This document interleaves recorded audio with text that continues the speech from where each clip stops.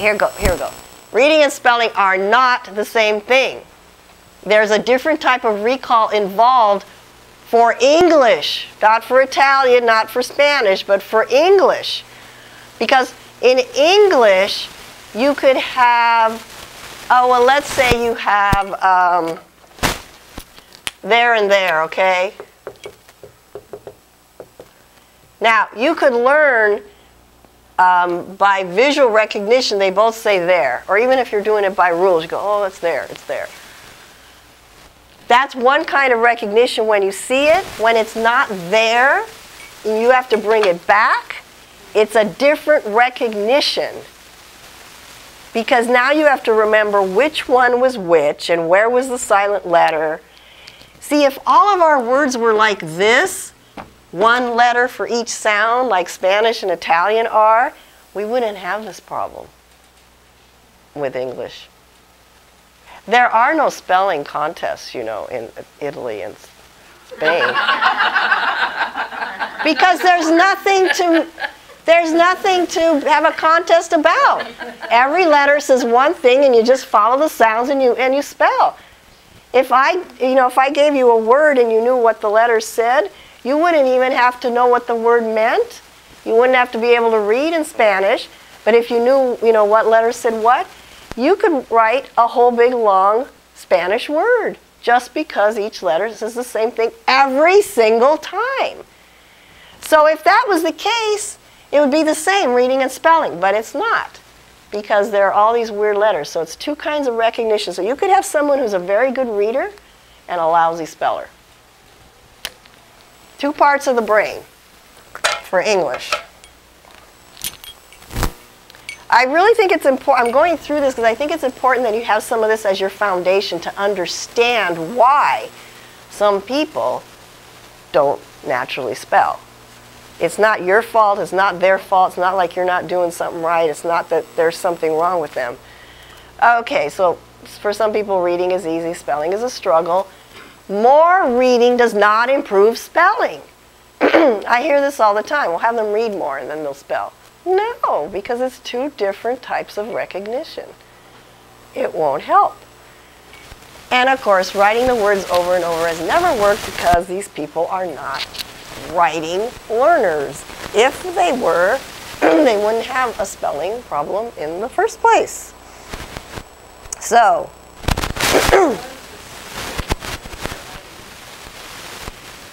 yes. My son is wonderful creative story, but the problem with spelling, he won't write things. That's right. It does discourage the writing, so it's related in that way. Yes. Yes. Right. And of course, if you didn't care how they spelled, then they wouldn't care about the writing. So, I'm going to say more about that. I'm sorry about my voice. There's something going on with it. I'm sure it's not great for the taping that they're doing. Okay, so I really want to read this to you. I wonder if somebody else would be willing to read it. Is there anybody who's just a good reader? Would you?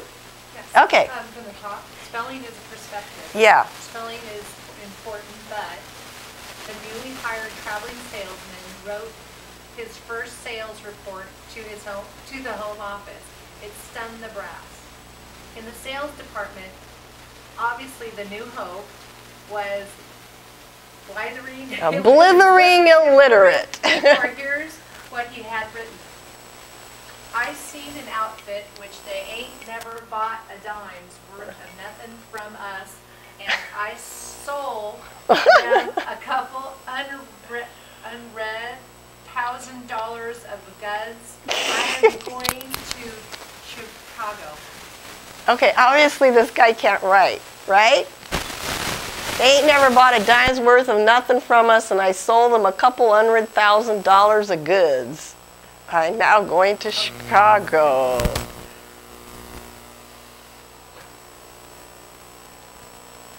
But before the illiterate itinerant could be given the heave-ho by the sales manager, along came another letter.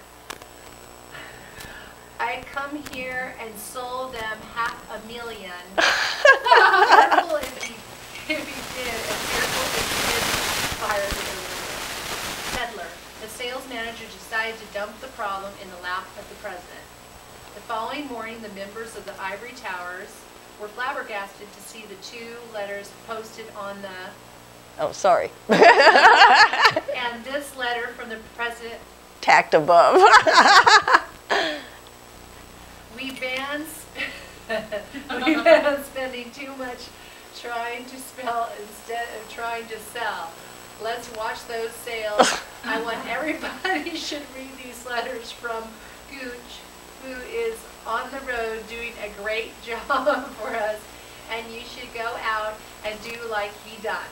Evidently, the president had decided that the technicalities of the communication weren't important as long as the message was clear. Okay, so he's selling millions of dollars worth of stuff. So does the president, obviously the president doesn't write or spell well either. So what are we saying? That it doesn't matter if you don't spell? Yeah. What I'm hoping is that that's why it's a spelling in perspective. Of course, we would like our kids to finish homeschooling writing a little bit better than this, right? Because it isn't just spelling here, there are other issues as well. I think you know that. However, it is not worth their self-worth, their self-esteem, their self-confidence, and their loss of who they are supposed to be and who God wants them to be, which will happen if they are failures. And that can happen with just failing in one area in school. It doesn't have to be, you know, like, for instance, in public school, there are kids who are getting D's and F's in many subjects. And often, because we're trying so hard to do the academics right, we mimic the regular education system. We're using those books, we're using those workbooks. Just spelling alone can make you feel like a failure, even if you could do other things. So this is putting it in perspective and saying, you know what? Even if they did come out like this, in terms of writing and spelling, does it really matter? Does it really matter? But it's starting to matter to him now that his friends... That's a different question. And I'm not going to leave you here. I just want you to think about this for a minute. Because if you didn't care and you were so positive about all of their other talents and learning styles and interests and what they wanted to do, etc., and spelling's no big deal, and did you know that people hire proofreaders, even big authors who are million bestsellers, they hire proofreaders, or they hire someone to write for them and they dictate. So if you're completely okay, they'll be completely okay. Now, once you're completely okay, they'll learn to spell. That's the whole point. Because now they're going to relax and go, okay, Mom doesn't think this is a problem. I have all these other talents and skills. Somebody else can spell, but I can do this. Now you've given a different message. Now you can start fresh and over and teach them a system that will work. Will they ever be champion spellers? Probably not, but who cares? Not everybody needs to be a champion speller, but they will know spelling, not be afraid of it, and have a system that they can use for themselves for the rest of their lives. Okay? So first we have to kind of be okay with this part. And just to prove that, this is in the paper. Oh, thank you so much. This is from out of, Lewis and Clark. Well, this is out of Williams' journal. And they had a series in our paper that went on, and they were excerpts from that. Okay, look at this. I set out at 4 o'clock in the presence of many of the neighboring, you know that this is the old English spelling, OU, inhabitants, and proceeded under a gentle with a J, breeze with an S, and not the E. Usually it's, E-E-Z-E. Well, anyway, you get the point. Have you ever heard